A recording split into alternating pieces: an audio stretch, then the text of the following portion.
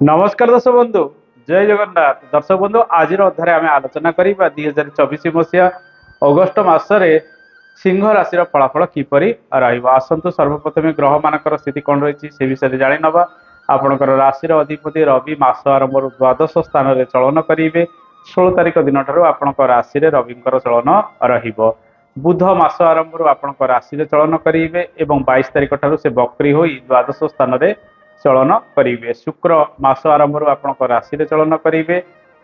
25 तारिख ठार से द्वितीय स्थान नीच राशि कन्या चलन आरंभ करेंगे। मंगल मास आरंभ आपणकर दशम स्थान में चलन करेंगे और 26 तारिख ठार से एकादश स्थान में चलन करेंगे। बृहस्पति मास सारा आपणकर दशम स्थान में चलन करेंगे। राहु मास सारा आपणकर अष्टम स्थान में चलन करेंगे। केतु मास सारा आपणकर द्वितीय स्थान में चलन करेंगे। शनि बक्री होई मास सारा आपणकर सप्तम स्थान में चलन करेंगे।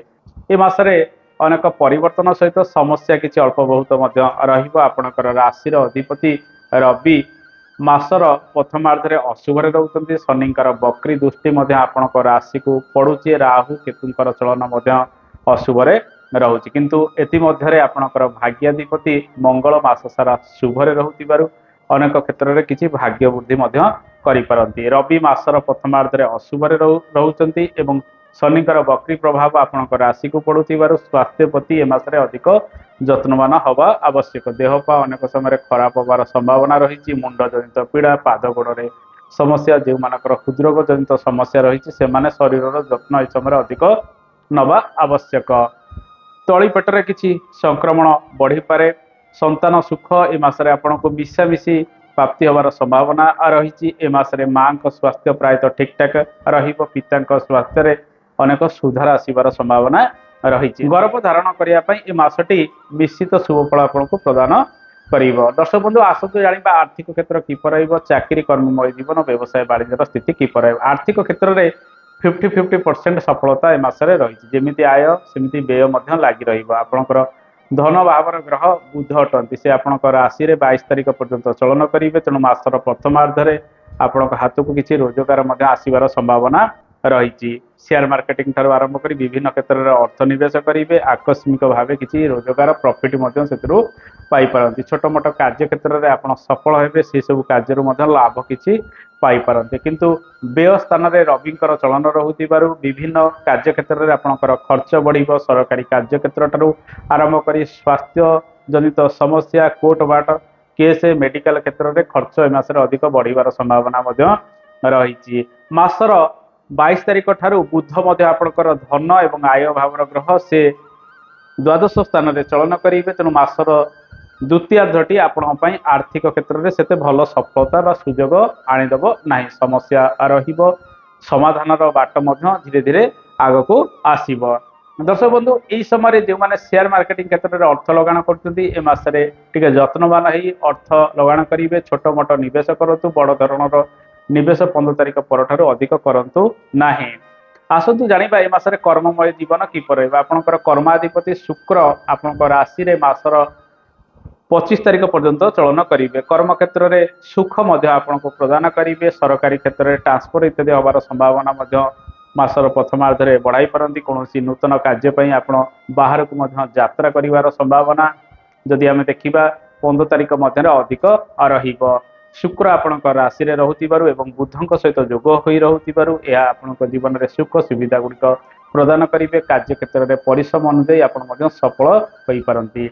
दशम एकादश स्थान में आपंकर भाग्याधिपति मंगलंकर चलन रहिब। टेक्निकल कर्म क्षेत्र में जो मैंने आईटी सेक्टर में कार्य कर, जो मैंने इंजीनियरिंग क्षेत्र में कार्य कर, जो मैंने मेडिकल रे कार्य कर, जो मैंने बैंकिंग क्षेत्र में कार्य कर मासरे सफल होइबे। कारण बृहस्पति सेठारे रहउछन्ति। से सब कार्य क्षेत्र लाभ सहित पुलिस मिलिटारी इत्यादि जिते प्रकार सामरिक क्षेत्र रही, जमीबाड़ी कार्य रही, कृषि संबंधित कार्य रही, से सब कार्य क्षेत्र में आपन को लाभ किसी मिलबार संभावना रही। नूतन कार्य गुड़िक से आरंभ आपण मासरे कहि पारंती। बंधुक सहित जहाँ सब विवाद पूर्व लगी रोता समाधान हो सहित संपर्क वृद्धि पाइब। माँ सहित संपर्क भल वृद्धि पाइब। माँ आपण को विभिन्न कार्य क्षेत्र में सफल कराई पारंती। ए मासरे चाकरी जदि परिवर्तन करने चाहूँगी समय अनुकूल रहिब। मासर प्रथमार्धे सरकारी क्षेत्र ठारू आरंभ कर बेसरकारी क्षेत्र में ଆପଣ ଚାକିରି ଇତ୍ୟାଦି ପରିବର୍ତ୍ତନ କରିପାରନ୍ତି। ଆସନ୍ତୁ ଦର୍ଶକ ବନ୍ଧୁ ଜାଣିବା ବ୍ୟବସାୟ ବାଣିଜ୍ୟର ସ୍ଥିତି କିପରି ରହିବ। ଶନି ଅଷ୍ଟମରେ ବକ୍ରି ରହିଛନ୍ତି, ତେଣୁ ବ୍ୟବସାୟ ବାଣିଜ୍ୟରେ ସବୁ ସମୟରେ 100% ସଫଳତା ଆପଣଙ୍କୁ ମିଳିବ ନାହିଁ। ଅପଡାଉନ ହେଇ ଚାଲିବ, ବେଳେବେଳେ କିଛି ଗ୍ରୋଥ ଆସିପାରେ, ବେଳେବେଳେ କିଛି ହାନି ହୋଇପାରେ। ଏ ମାସରେ ଯେହେତୁ 50% ଆର୍ଥିକ କ୍ଷେତ୍ରରେ ରହୁଛି, ତେଣୁ ଅଧିକ ଋଣ ନିଅନ୍ତୁ ନାହିଁ, ଛୋଟ ମୋଟ ନିବେଶ କରନ୍ତୁ, ବାକି ବୁକର ମାସର ଦ୍ୱିତୀୟାର୍ଦ୍ଧରେ ଅଧିକ ଦିଅନ୍ତୁ ନାହିଁ। ଆପଣ ଏ ମାସରେ ଜମିବାଡ଼ି କାର୍ଯ୍ୟରେ କିଛି ଅର୍ଥ ନିବେଶ ମଧ୍ୟ କରିପାରିବେ। କୃଷି ସମ୍ପଦରେ କିଛି ଅର୍ଥ ନିବେଶ କରନ୍ତୁ। ଯେଉଁମାନେ ଇଟା ସମ୍ବନ୍ଧିତ କାର୍ଯ୍ୟ କରୁଛନ୍ତି, ଯେଉଁମାନେ ବିଶେଷ କରି ଅଗ୍ନି ସମ୍ବନ୍ଧିତ କାର୍ଯ୍ୟ କରୁଛନ୍ତି, ହୋଟେଲ ସମ୍ବନ୍ଧିତ କାର୍ଯ୍ୟ କରୁଛନ୍ତି, ସେମାନଙ୍କ ପାଇଁ ଏ ମାସଟି କାରବାର କ୍ଷେତ୍ରରେ କିଛିଟା ସଫଳତା ମଧ୍ୟ ପ୍ରଦାନ କରିବ। ବିଦ୍ୟାର୍ଥୀମାନଙ୍କ ପାଇଁ ସମୟ କିପରି ରହିବ ଆସନ୍ତୁ ଜାଣିବା। ବିଦ୍ୟାର୍ଥୀମାନେ ପାଠ ପଢ଼ାରେ ଆପଣ ସଫଳ ହେବେ। ଆପଣଙ୍କର କନଫିଡେନ୍ସ ଲେଭେଲ 15 ତାରିଖ ପରଠାରୁ କିଛି ବଢ଼ିବାର ସମ୍ଭାବନା ରହିଛି। ଯେହେତୁ ଶନିଙ୍କର ପ୍ରଭାବ ଆପଣଙ୍କ ରାଶିକୁ ରହୁଛି, ରବି ମଧ୍ୟ 15 ତାରିଖ ପର୍ଯ୍ୟନ୍ତ ବ୍ୟୟ ସ୍ଥାନରେ ରହୁଛି, ତେଣୁ ମାସର ପ୍ରଥମାର୍ଦ୍ଧରେ ବିଦ୍ୟା କ୍ଷେତ୍ରରେ ସେତେ ଭଲ ସୁଯୋଗ ସଫଳତା ଆପଣଙ୍କୁ ନ ମିଳିପାରେ। ଆପଣ ଅଧିକ ପରିଶ୍ରମ ସେ ସମୟରେ କରିବେ ବିଦ୍ୟା କ୍ଷେତ୍ରରେ, ସ୍ୱାସ୍ଥ୍ୟକୁ ନେଇ ଚିନ୍ତିତ ରହିବେ, ପାଠ ପଢ଼ାରେ ଅନ୍ୟମନସ୍କ ହେବେ। ମାସର ଦ୍ୱିତୀୟାର୍ଦ୍ଧରେ ବିଦ୍ୟାର୍ଥୀମାନେ କିଛିଟା ବିଦ୍ୟା କ୍ଷେତ୍ରରେ ସଫଳତା ପାଇଲେ ମଧ୍ୟ ଲେଖାଲେଖିକୁ ଏ ମାସରେ ଅଧିକ ଗୁରୁତ୍ୱ ଦିଅନ୍ତୁ। ଯେଉଁମାନଙ୍କର ଇଣ୍ଟରଭ୍ୟୁ ଇତ୍ୟାଦି ରହିଛି କିମ୍ବା କୌଣସି ଭାଇବା ଇତ୍ୟାଦି ରହିଛି, ଯେଉଁମାନେ କମ୍ପିଟେଟିଭ୍ ଏକ୍ଜାମ୍ ଦେଉଛନ୍ତି, 22 ତାରିଖ ପରଠାରୁ ଅଧିକ ଯତ୍ନବାନ ହେବା ଆବଶ୍ୟକ। 22 ତାରିଖ ପରଠାରୁ ବୁଧ ଅଶୁଭରେ ରହୁଥିବାରୁ ସେସବୁ ଦିଗରେ କିଛି ସମସ୍ୟା ମଧ୍ୟ ବଢ଼ିପାରେ, କାରଣ ଆପଣଙ୍କର ବାଣୀ ସ୍ଥାନରେ ମଧ୍ୟ ସେହି ସମୟ ପରଠାରୁ ଶୁକ୍ରଙ୍କର ନୀଚ ଚଳନ ରହିବ। ତେଣୁ 20 ତାରିଖ ପର୍ଯ୍ୟନ୍ତ ଇଣ୍ଟରଭ୍ୟୁ ଇତ୍ୟାଦି କ୍ଷେତ୍ରରେ, କମ୍ପିଟେଟିଭ୍ ଏକ୍ଜାମ୍ ଇତ୍ୟାଦି କ୍ଷେତ୍ରରେ ସଫଳତାର ହାର ଟିକେ ଅଧିକ ରହିବ। ଦର୍ଶକ ବନ୍ଧୁ ଆସନ୍ତୁ ଜାଣିବା ଦାମ୍ପତ୍ୟ ଜୀବନ କିପରି ରହିବ। ଦାମ୍ପତ୍ୟ ଜୀବନ ଯଦି ଦେଖିବା, ଆପଣଙ୍କର ସପ୍ତମରେ ଶନି ବକ୍ରି ହୋଇ ଚଳନ କରୁଛନ୍ତି, ରବିଙ୍କର ପ୍ରଭାବ ମଧ୍ୟ ସପ୍ତମକୁ ରହିବ। ଜୀବନସାଥୀଙ୍କର ଛୋଟ ମୋଟ ସ୍ୱାସ୍ଥ୍ୟ କିଛି ହାନି ହୋଇପାରେ, ସେସବୁ ସ୍ଥିତିକୁ ନେଇ ଆପଣ ଚିନ୍ତା ପ୍ରକଟ କରିବେ। ଅନ୍ୟଥା ଏ ମାସରେ ଦାମ୍ପତ୍ୟ ଜୀବନରେ ଭଲ ପାଇବା ଭଲ ରହିବ।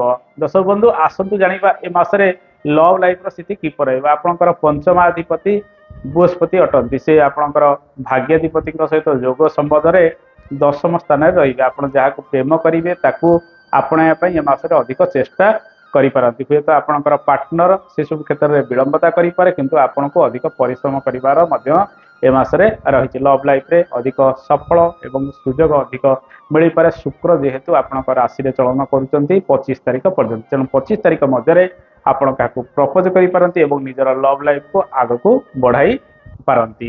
ଦର୍ଶକ ବନ୍ଧୁ ଏବେ ଆସନ୍ତୁ ଜାଣିବା ପାରିବାରିକ ଜୀବନ କିପରି ରହିବ। ପାରିବାରିକ ସୁଖର ଗ୍ରହ ମଙ୍ଗଳ ଅଟନ୍ତି, ସେ ଆପଣଙ୍କ ରାଶିର 10ମ ଏକାଦଶ ସ୍ଥାନରେ ଚଳନ କରିବେ। ଶୁକ୍ରଙ୍କର ଚଳନ ଆପଣଙ୍କ ରାଶିରେ ରହୁଥିବାରୁ ପାରିବାରିକ ସୁଖ ପୂର୍ବ ମାସ ଠାରୁ ଏ ମାସ ଟିକେ ଅଧିକ ବଢ଼ିବ। ଏ ମାସରେ ଆପଣ ନିଜ କାର୍ଯ୍ୟରେ ଅଧିକ ମନୋନିବେଶ କରିବେ।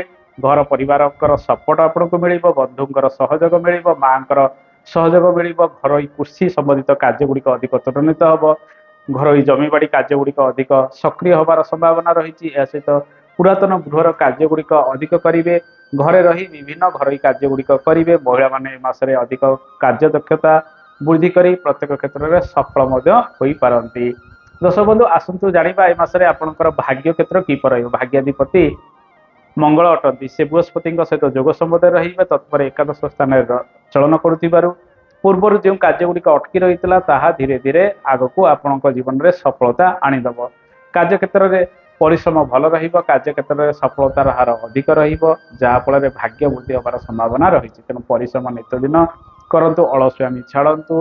ସକାଳୁ ପ୍ରାତଃ ସ୍ନାନ କରି ସୂର୍ଯ୍ୟଦେବଙ୍କର ନମସ୍କାର କରନ୍ତୁ। ଏହା ସହିତ ଶ୍ରୀ ହନୁମାନଙ୍କର ଚାଳିଶା ପାଠ କରନ୍ତୁ, ସୁନ୍ଦରାକାଣ୍ଡ ପାଠ କରନ୍ତୁ। ପ୍ରତ୍ୟେକ ଶୁକ୍ରବାର ଦିନ ଗୋମାତାକୁ ଆପଣ 200 ଗ୍ରାମ ଅରୁଆ ଚାଉଳରେ 100 ଗ୍ରାମ ଚିନି ଏବଂ କିଛି ଗୁଆ ଘିଅ ମିଶାଇ ଗୋମାତାକୁ ଖାଇବାକୁ ଦିଅନ୍ତୁ। ଅଶୁଭତ୍ୱ ଦୂରୀକରଣ ହେବ, ଜୀବନରେ ଆପଣ ମଧ୍ୟ ସଫଳ ହୋଇପାରନ୍ତି। ଦର୍ଶକ ବନ୍ଧୁ ଏ ତ ଥିଲା ସିଂହ ରାଶିର ଫଳାଫଳ। ଆଶା କରେ କାର୍ଯ୍ୟକ୍ରମଟି ଆପଣଙ୍କୁ ଭଲ ଲାଗିଥିବ। କାର୍ଯ୍ୟକ୍ରମ ସମ୍ପର୍କରେ ମତାମତ ଦେବେ। ରହୁଛି, ଜୟ ଜଗନ୍ନାଥ, ଧନ୍ୟବାଦ।